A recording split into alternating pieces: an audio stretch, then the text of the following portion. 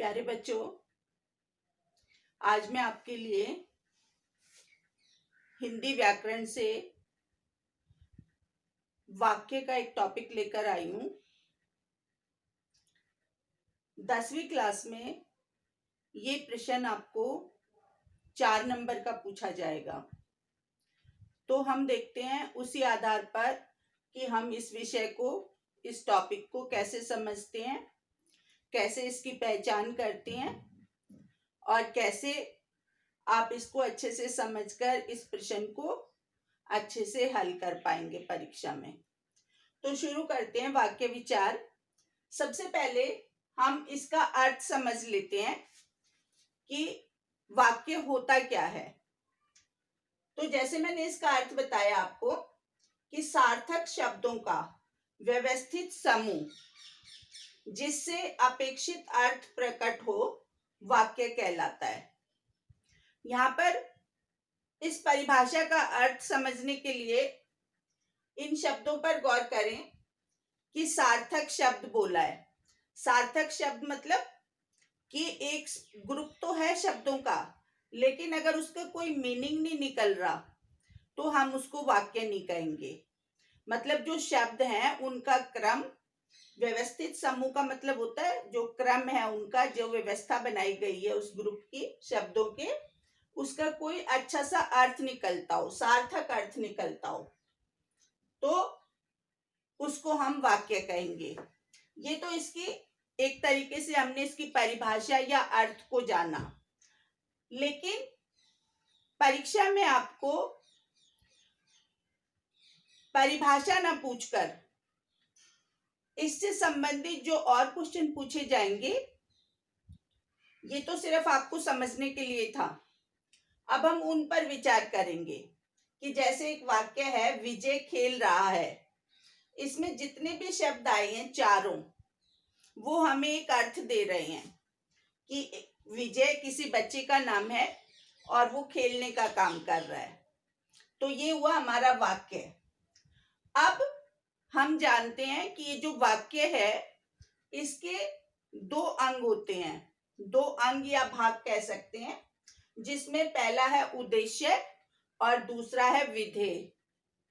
इसको जानने की हमें इसलिए जरूरत है कि हमें मालूम होना चाहिए कि जो ये विजय है, जिसको हम कर्ता कहेंगे, काम करने वाला, इसको हम उद्देश्य भी कह सकते हैं। और इसके अलावा जो वाक्य में जो अलग क्रिया बच गई या वाक्य का जो विस्तार बच गया, उसको हम कहेंगे विधेय। विस्तार क्या है इसका? खेल रहा है, यानी कि जो विजय है वो खेलने का काम कर रहा है, तो इसको हम कहेंगे विधेय। यानी कि ये था हमारा विजय कर्ता और खेल रहा है, जो बाकी शेष बचा वाक्य में, वो हो गया इसका विधेय। तो 2 अंग आपको समझ आए। उसके बाद वैसे तो वाक्य 2 प्रकार के होते हैं, एक अर्थ के आधार पर और एक रचना के आधार पर। लेकिन 10th स्टैंडर्ड में आपसे जो वाक्य हैं वो रचना के आधार पर पूछे जाएंगे। तो इसलिए मैं आज आपके लिए रचना के आधार पर वाक्य जो हैं उनका विस्तार लेकर आई हूं, उनकी डिटेल लेकर आई हूं, उनको मैं आपको समझाऊंगी। अर्थ के आधार पर तो 8 प्रकार के भेद होते हैं, वो हम उनका जिक्र हम यहां नहीं करेंगे। आज हम पढ़ेंगे रचना के आधार पर। रचना का मतलब होता है कि कोई वाक्य जो है वो कैसे बनते हैं। रचना का मतलब भी होता है किसी चीज को बनाना, कि वो कैसे बना, उसकी बनावट कैसी है। तो इस आधार पर हमारे पास 3 तरह के वाक्य होते हैं, जिसमें पहला वाक्य होता है सरल। उसको हम सरल भी कह सकते हैं, साधारण भी कह सकते हैं। तो जो सरल वाक्य है वो तो जैसा उसके नाम से ही मालूम होता है कि वो बिल्कुल सरल है, सिंपल है। तो इसकी पहचान आपको करनी है कि इसमें एक कर्ता होगा और एक क्रिया होगी, यानी कि बिल्कुल सिंपल। जैसे कि इसका उदाहरण है रमा पढ़ती है। ऐसा और भी कोई भी वाक्य हो सकता है। तो इसमें रमा जो है वो यहाँ पर कर्ता हो गई, पढ़ती है वो यहाँ पर क्रिया हो गई, और उसको विधेय भी कह सकते हैं। तो ये बिल्कुल सिंपल है, इसमें कोई सेंटेंस का कोई ऐसा भेद नहीं है जिसको आपको समझने की जरूरत है। तो ये बिल्कुल पहला जो भेद है वो बिल्कुल सिंपल है, लेकिन आपको इसकी पहचान भी होनी जरूरी है। अब जो दूसरा भेद है उसको हम कहते हैं संयुक्त वाक्य। जैसे कि संयुक्त वाक्य के नाम से ही पता चल रहा है, संयुक्त का अर्थ होता है मिला हुआ, मतलब जुड़ा हुआ। जैसे हम दो चीजों को जोड़ दें तो फिर वो दो चीजें जुड़कर एक हो जाती हैं। तो यहाँ पर इसको समझने के लिए और पहचानने के लिए हम पहले समझ लेते हैं कि इसकी पहचान कैसे करें। जहां पर दो या दो से अधिक स्वतंत्र उपवाक्य, स्वतंत्र का मतलब होता है इंडिपेंडेंट, उपवाक्य इसलिए कहा कि दो टुकड़े हो सकते हैं वाक्य के, दो से ज्यादा भी हो सकते हैं, और समानाधिकरण समुच्चय बोधकों से जुड़े हों। इसको अगर आप सरल शब्दों में समझे तो आप इनको अव्यय या योजक शब्द भी कह सकते हैं, उन्हें संयुक्त वाक्य कहते हैं। जैसे मैं भी आपको समझाऊं एक उदाहरण से कि सुबह हुई और चिड़िया चहचहाने लगी। इसमें दो वाक्य हैं जो बिल्कुल दोनों आपस में इंडिपेंडेंट हैं, बिल्कुल अलग हैं, स्वतंत्र हैं। जैसे पहला वाक्य है सुबह हुई, ठीक है, उसके बाद योजक से जोड़ा और, बीच में और आ गया जिसको मैंने अंडरलाइन किया है। सुबह होने के बाद क्या हुआ, चिड़िया चहचहाने लगी। तो ये दूसरा जो वाक्य है ये बिल्कुल इंडिपेंडेंट है, बिल्कुल स्वतंत्र है, लेकिन और से इन दोनों को मिलाकर एक कर दिया, एक किया, तो तब ये दो स्वतंत्र वाक्य संयुक्त वाक्य में बदल गए। तो ये इसकी पहचान है कि दो वाक्य हो सकते हैं, दो से ज्यादा भी हो सकते हैं, लेकिन वो किन्हीं समुच्चय बोधकों से जुड़े होंगे। इसमें पहचान के लिए मैंने आपको बताया, एक और वाक्य देख लेते हैं फिर मैं आपको पहचान बताऊंगी। मोहन बाजार गया और फल खरीद लाया। अब यहाँ पर मोहन बाजार गया, ये बिल्कुल एक स्वतंत्र वाक्य है, और फल खरीद लाया अगर हम और को हटा दें तो अब बचता है हमारे पास फल खरीद लाया। तो इन दोनों वाक्यों को और ने जोड़ दिया। जब ये दोनों जुड़ गए आपस में तो ये संयुक्त वाक्य बन गया। ज्यादातर इसमें और आता है, इसकी पहचान के लिए मैं बता दूं इसलिए मैंने सबसे पहले और लिखा। इसमें बच्चे इसको आसानी से याद भी रख लेते हैं कि ज्यादातर और आता है, लेकिन इसमें एवं भी आ सकता है, तथा भी आ सकता है, क्योंकि ये भी इनको जोड़ सकते हैं दो स्वतंत्र वाक्यों को।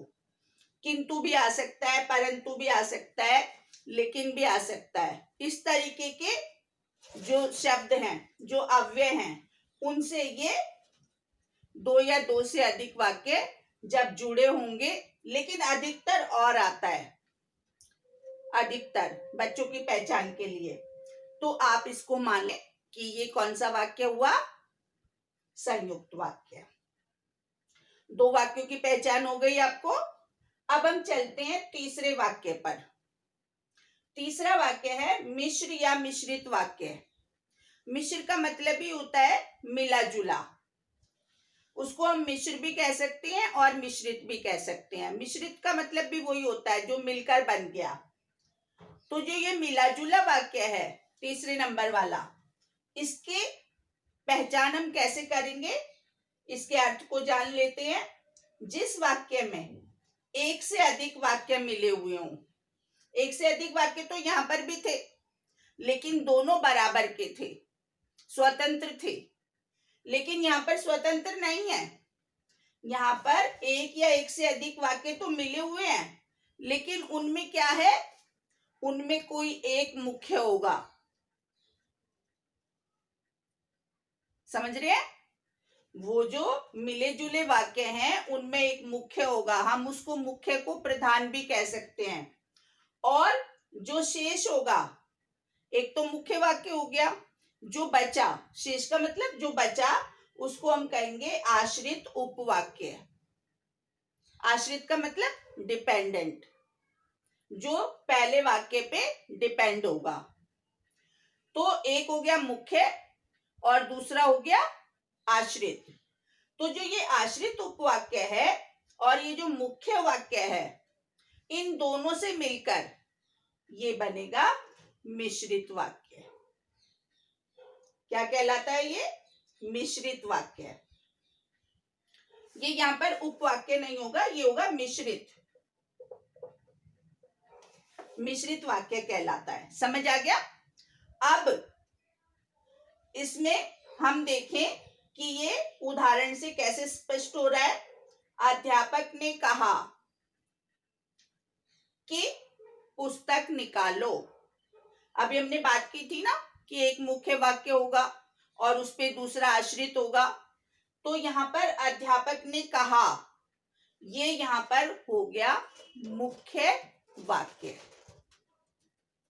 कि अध्यापक ने कहा, ये मुख्य हो गया और इस पर ही आश्रित हो गया। क्या कहा अध्यापक ने? कि पुस्तक निकालो। अध्यापक ने क्या कहा? कि पुस्तक निकालो। अगर हम ये कहें कि पुस्तक निकालो, तो ये जो है अधूरा लगेगा हमें। इसके बिना ये पूरा नहीं होगा, तो इसलिए ये इस पर आश्रित है। तो ये जो पहला वाला वाक्य हुआ, ये हो गया मुख्य और ये हो गया आश्रित उपवाक्य। समझ में आया? अब इसकी भी पहचान है। जैसे यहां पर ये की आ गया, ये आ गया ना यहां पर की,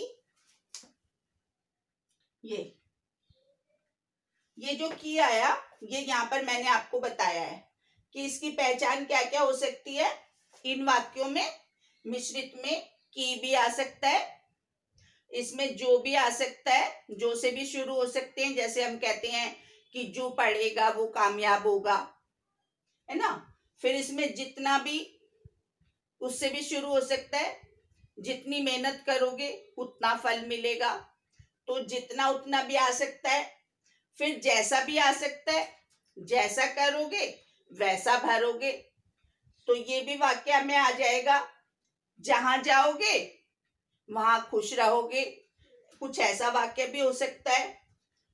यदि तुम ऐसा करोगे तो वैसा फल आएगा, ये भी आ सकता है। या फिर ऐसा भी हो सकता है कि जो ही मैं घर से निकला त्यों ही बरसात हो गई। मतलब कुछ भी हो सकता है इनमें से। लेकिन इसकी पहचान यही है मिश्रित की, कि ज्यादातर इसमें या तो की से शुरू होने वाले वाक्य होंगे आश्रित वाले, और या फिर ज से शुरू होने वाले होंगे। जैसे आज, जितना, जहां, जब, जो। तो ये इसकी पहचान आपको बनानी है। अगर आपने ये पहचान दिमाग में रख ली तो फिर आप इन वाक्यों की पहचान कर पाएंगे। आज मैंने आपको इन तीनों तरह की वाक्यों की सिर्फ पहचान करना बताया है, लेकिन इसके अलावा भी आपसे परीक्षा में प्रश्न पूछे जाएंगे और वो प्रश्न होंगे कि वाक्य परिवर्तन या वाक्य रूपांतरण। वो मैं आपको अगली बार बताऊंगी, क्योंकि लेसन बहुत लंबा हो जाएगा। और आज आप इसको इतना ही समझो कि जब हम मिश्रित वाक्य पढ़ेंगे तो मिश्रित वाक्य के भी जो उपवाक्य होते हैं उनके भी नाम होते हैं, उनके भी भेद होते हैं। जैसे मैंने बताया, संज्ञा आश्रित उपवाक्य या विशेषण आश्रित उपवाक्य या क्रिया विशेषण आश्रित उपवाक्य। ये तीन भेद मैंने इनके बताए आपको। जब मैं आपको रूपांतरण करना बताऊंगी, वाक्य परिवर्तन बताऊंगी, तब मैं आपको यहाँ पर इनको क्लियर भी कर पाऊंगी कि कैसे आप मुख्य वाक्य और आश्रित उपवाक्य को अलग करेंगे और कैसे उनको नाम बताएंगे। समझ में आया? आज के लिए आपका इतना ही है। अगले पार्ट में मैं आपका अभ्यास के साथ इसी टॉपिक को आगे पढ़ाऊंगी। तब आप इसमें अच्छे से इस टॉपिक को सीख पाएंगे और परीक्षा में किसी भी प्रकार का प्रश्न आ जाए तो आप उसको हल कर पाएंगे। Okay, thank you.